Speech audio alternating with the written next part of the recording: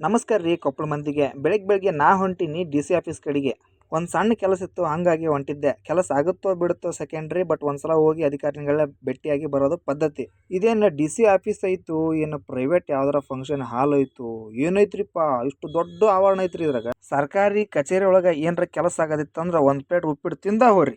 ಉಪ್ಪಿಟ್ಟು ನೀರು ಕುಡಿಸುತ್ತಾ ಇಲ್ಲ, ಅಧಿಕಾರಿಗಳು ಮಾತ್ರ ನೀರು ಕುಡಿಸ್ತಾರೆ.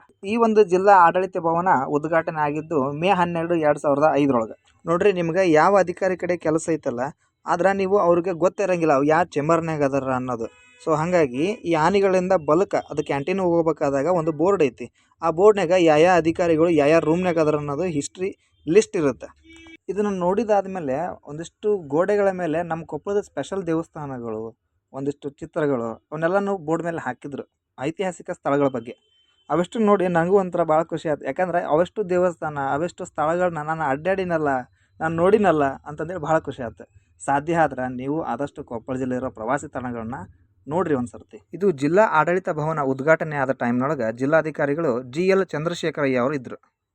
DC ಆಫೀಸು ಒಳಗಡೆ ಹೊಂಟ್ರೆ ಅಜ್ಜನ ನೋಡಿದ್ರೆ ನಿಮ್ಗೆ ಏನು ಅನ್ಸುತ್ತೆ ನೀವೇ ಹೇಳಿಬಿಡ್ರಿ. ಯಾಕಂದ್ರೆ ಆದಷ್ಟು ದಿನ ಆಗೋ ಕತೆಗಳನ್ನ ನಾನು ಹೇಳೀನಿ ಆಲ್ರೆಡಿ.